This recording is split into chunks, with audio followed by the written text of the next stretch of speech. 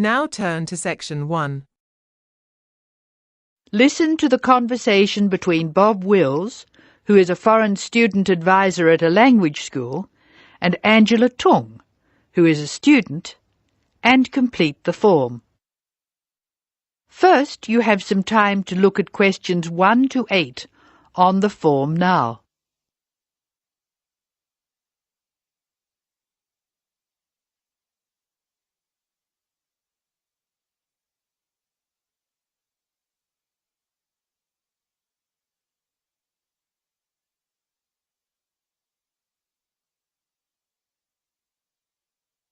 You should answer the questions as you listen because you will not hear the recording a second time. Now listen carefully and answer questions 1 to 8.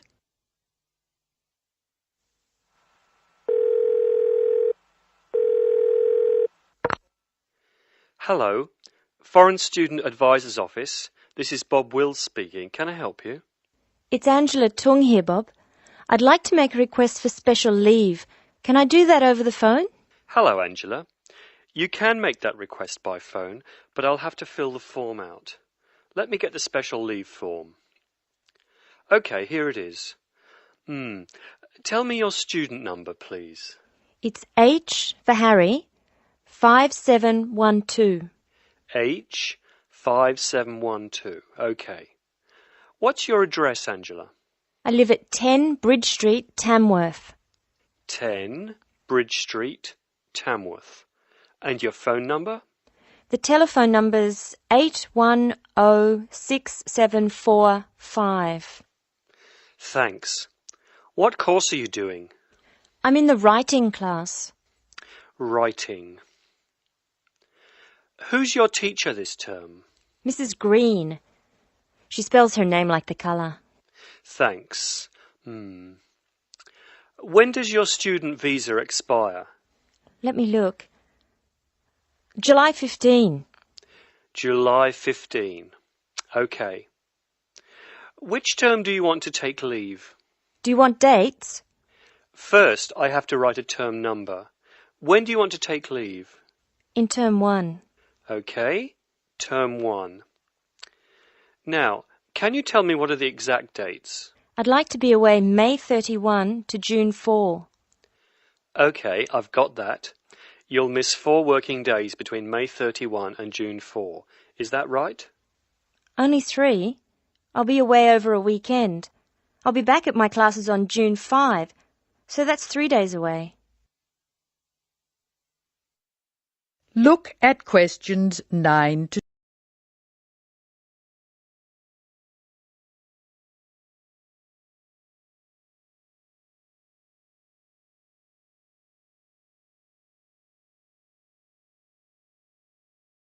Now listen to more of the conversation between Angela and Bob.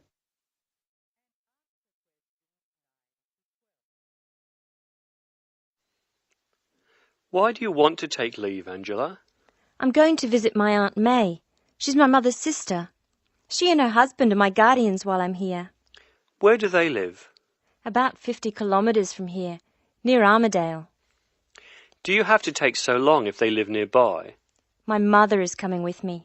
She's come for a holiday, so she wants to have some time with May. And I want to spend some time with my mother too. Aren't you going home soon? I've applied to extend my time here. I expect to go home in 12 months. That is the end of section 1. Now you have half a minute to check your answerers.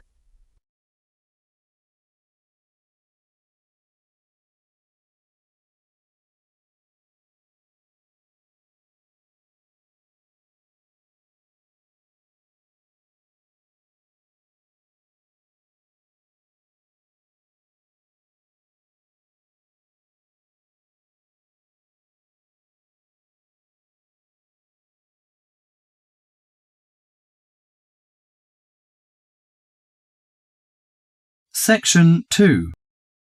First, you have some time to look at questions 11 to 16.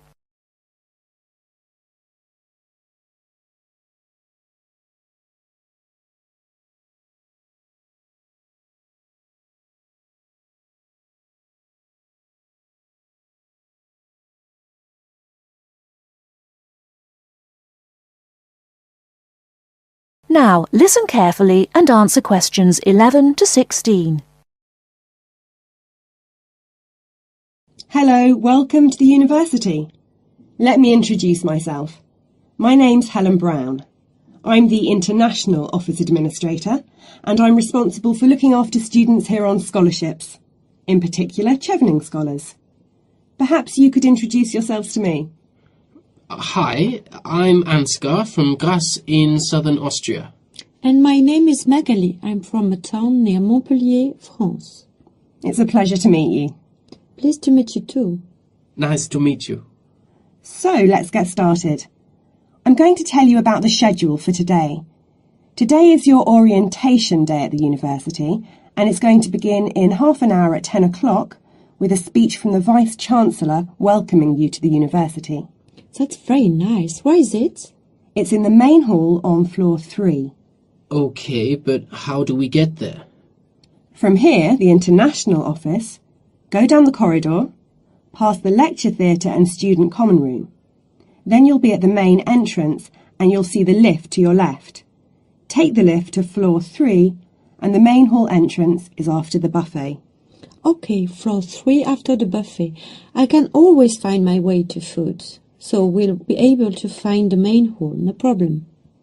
So after the Vice-Chancellor greets the new students, then 30 minutes later, the Mayor will welcome you to the city. Together it should be about an hour, so it's not too much of a drag. And what happens then? After that, you'll have a meeting with a representative of the British Council, and she will brief you on life in Britain and what your sponsor expects, and of course doesn't expect from you. It will be nice to meet them. Is that in the main hall too? No, but it is on floor 3 again. With your back to the main hall, go down the corridor past the labs. Sorry? The laboratories, on your right, and the computer cluster rooms on your left, and at the end of the corridor are seminar rooms 1 and 2. Your meeting is in seminar room 2. Did you mention what time that is?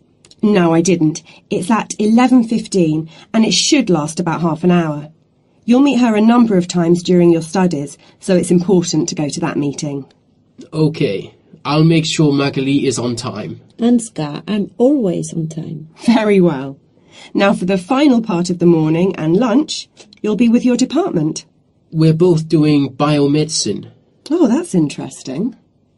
But we're not sure how to get to our department. Well, you don't need to go very far from seminar room 2. The laboratories and seminar rooms all belong to your department.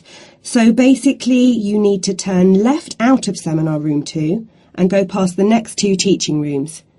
Your departmental office is on the left. Will someone be there to meet us? Oh, but of course. At 12 o'clock, the course administrator will meet you at the departmental office and introduce you to members of staff and the head of department, Professor Heanue. Heanue? How do you spell that? Heanue. He will tell you about the department and your course, the coursework and academic life in Britain. Have you both got reading lists? Yes, I have. I'm afraid I haven't. You can get one at that meeting. Then finally, as it's your first day, you'll have lunch with the department staff in the refectory from 1 to 2. Oh, that's really nice. Great. There's just one more thing. In the afternoon, you have the chance to meet other international students in the main hall again. And you can ask them about their time at the university. That's from 2:30 onwards. I'm looking forward to that. Before you hear the rest of the talk, you have some time to look at questions 17 to 20.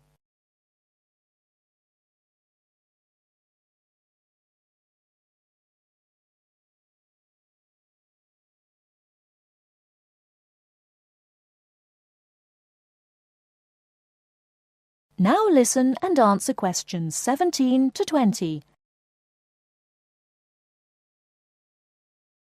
So you're thinking of opening a bank account with us? That's right. And you're an international student at the university? Yes, I am. And how did you hear about us? From Student Services. They gave me a list of banks near the university and I chose this one because you have a branch near campus and a student advisor at the bank. Yes, I'm part of the student advice team. There are 3 of us here. Right, now I'll go over the services we offer to international students, and then we can go through a few details before we set up your account. Okay. We can offer you a current or cheque account and a savings account. Do you pay interest on the current account? We do, but not very much, about 1.5%. You get a much better interest rate on the savings account, around 4%. We also give you a free overdraft facility. I'm sorry? If you run out of money, we allow you to spend more money than you have in your account. That's the overdraft. But you can only take out up to £100. If you need more than £100, then you must tell us before you take any more money out. I see. Now, once your current account is open, then you can set up direct debits for any regular payments you need to make. Could you tell me how that works? Well, for instance, let's take your mobile phone. You have to pay a certain amount every month for it. Yes. So you can tell us to pay that amount each month and we'll do it automatically for you. I see. As soon as your account is open, we will send you a debit card, which you must sign immediately and keep in a safe place. Then a day or 2 later, we'll send you a personal identification number. A PIN number? Yes, and you must keep the number secret. You can change it if you like when you use it for the first time, but if you change it, you must remember the number. If you forget or lose the number, then we have to send you out a new card and a number for security reasons. Okay. The next thing you could do is open a savings account. If you know you have to save a certain amount of money to pay your accommodation or course fees, we can open a savings account for you to put aside some money each week or month. How can I do that? You can manage your accounts in one of 4 ways. You can come into the bank here on the university campus and tell us what you would like to do, or you can call us on 08457 004 004 and instruct us what to do over the phone. That's 24 hours a day, 7 days a week. Alternatively, you can manage your account over the internet. I see. You have to go online and register at our website at www.hsbc.co.uk/online-banking before you can use the service. Finally, if you have a digital TV, you can use TV banking by pressing interactive on your digital TV remote control. Oh, really? I don't have a digital TV, unfortunately, but I can do the first 3 things. Now, do you have any insurance? What's that? For example, if you lose something or one of your possessions is stolen, we will cover the cost of it. How much does that cost? It's £24 a year, so it really is worth thinking about. I don't need to think about that. I'll take out insurance. I'll arrange that for you as soon as your account is open. Now, would you like to go ahead and open an account with us? That is the end of section 2. Now, you have half a minute to check your answerers.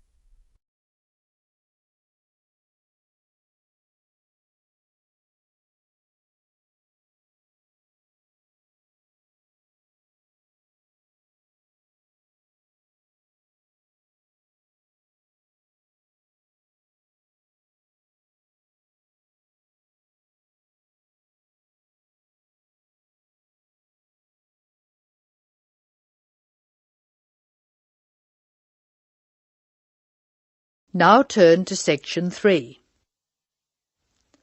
Section 3. You will hear a talk by a wildlife specialist on a type of bird called a kiwi. First, you have some time to look at questions 21 to 25.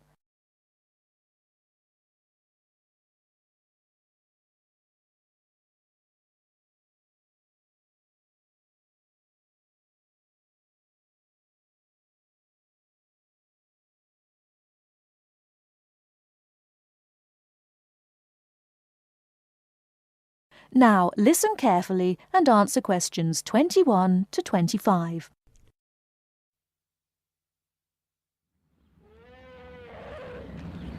Ladies and gentlemen, welcome to Auckland Zoo on this sunny Sunday afternoon and to our special Kiwi fundraising event.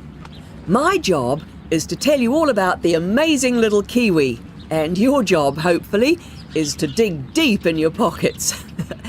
Now, for the benefit of our overseas visitors here today, I should explain first of all that the kiwi is the national bird of New Zealand, and sometimes New Zealanders themselves are known as kiwis. Now, while kiwis in the wild are a rare sight, the kiwi as a symbol is far more visible. Apart from being in toy stores and airport shops all over the world, you'll find them on our stamps and coins. The kiwi is the smallest member of the genus Apteryx, which also includes ostriches and emu. It gets its name from its shrill call, which sounds very much like this. Kiwi! Kiwi!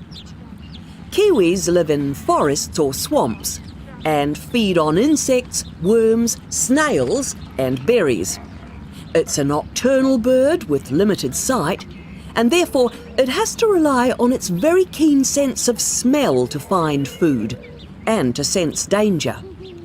Its nostrils are actually right on the end of its long beak, which is 1/3 of the body length.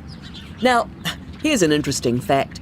Although kiwis have wings, they serve little purpose, because the kiwi is a flightless bird. Since white settlement of the islands, kiwi numbers have dropped from 12 million to less than 70,000. And our national bird is rapidly becoming an endangered species.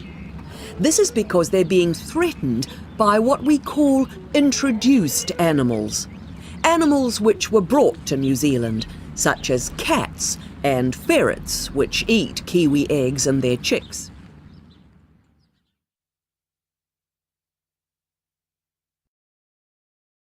Before you hear the rest of the talk, you have some time to look at questions 26 to 30.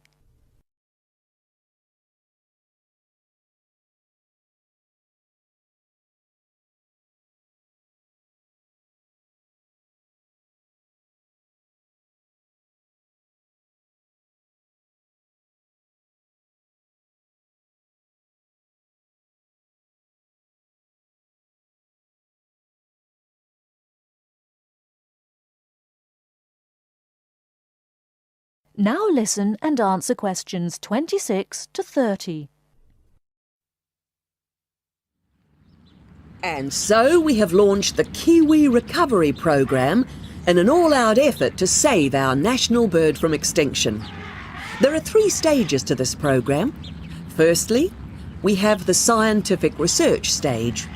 This involves research to find out more about what kiwis need to survive in the wild. Then secondly, we have the action stage. This is where we go into the field and actually put our knowledge to work. We call this putting science into practice.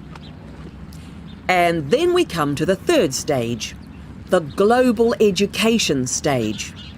By working with schools and groups like yourself, as well as through our award-winning Kiwi website, we are hoping to educate people about the plight of the kiwi.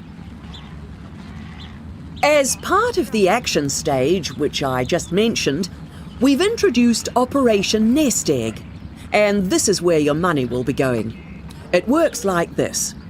It's a 3-stage process. First of all, we go out to the kiwi's natural habitat and we collect kiwi eggs. This is the tricky part, because it can be very difficult to find the eggs. Then, in safe surroundings, away from predators, the chicks are reared. Now, this can be done on predator-free islands or in captivity. They're reared until they're about 9 months old, at which stage the chicks are returned to the wild. So far, it's proving successful. And since we started the programme, some 34 chicks have been successfully raised this year, and their chances of survival have increased from 5 to 85%. However, it's not time to celebrate kiwi survival just yet. About 95% of Kiwi chicks still don't make it to 6 months of age without protection, which is why Operation Nest Egg is so important. And we ask you to give generously today. That is the end of section 3. Now, you have half a minute to check your answerers.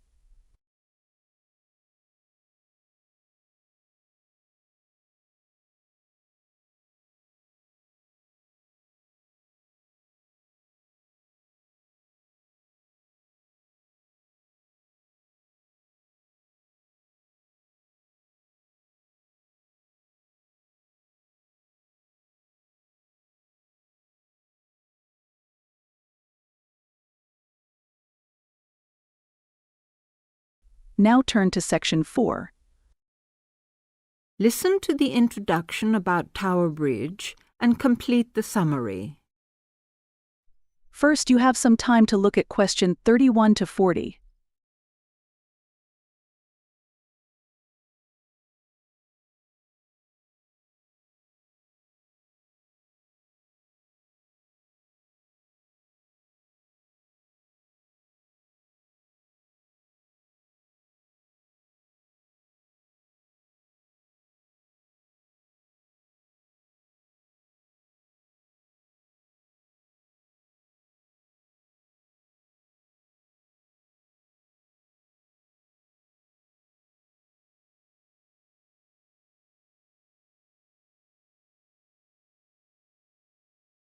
Now listen carefully and answer question 31 to 40. Tower Bridge is located in one of the most interesting parts of London. On either top of the tower, you can get a bird's-eye view of the wonderful scenery all round Tower Bridge. On its south side are many tall old buildings. On its north side stands the Tower of London itself. But Tower Bridge, the first bridge over the Thames, as you travel to London from the sea, is the most famous of them all.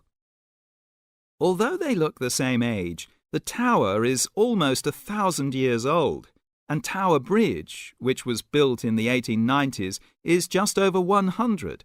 Because of the tall ships up and down the Thames, it was proposed in 1850 that a bridge across the Thames near the tower was most necessary.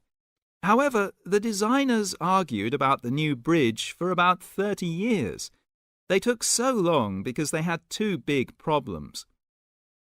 One is that the new bridge must look like the old tower, and the other is that the bridge must not look like a modern bridge. They made it look like the old tower, so everyone was happy. Besides, the most surprising thing about Tower Bridge is that it opens in the middle, while big ships are going through to the Pool of London. If you're lucky enough to see the bridge with its two opening arms high in the air, you'll never forget it. The bridge took 8 years to build and cost £900,000, a lot of money in those days. But it was a wonderful success and became a famous tourist attraction in London on the day when the bridge was completed. 100 years ago, the Thames was once London's busiest traffic route, so that the bridge opened at least 12 times a day. Today, big ships don't go so far up the Thames. Tower Bridge opens perhaps only twice a week, but the same wonderful machinery is still in good condition. Green, yellow and red, the colourful wheels and engines look smart and new, not 100 years old. They still lift the two heavy opening arms, each 1,000 tons, leaving 70 metres for the ships to go through. And they still can open and close the bridge in 1.5 minutes. Things are changing greatly now at Tower Bridge. The horses that used to help with pulling have gone, and so have the tugs, for they're no longer necessary. The walkways from one tower to the other at the top of the bridge were closed years ago because so many people jumped off them into the Thames, which is said to open again soon. In addition, the beautiful wheels will be part of a special exhibition for the public to visit. There'll be a restaurant in one of the towers and a pub in the other. But whatever happens in its exciting future, Tower Bridge will always mean London. That is the end of section 4. Now, you have half a minute to check your answerers.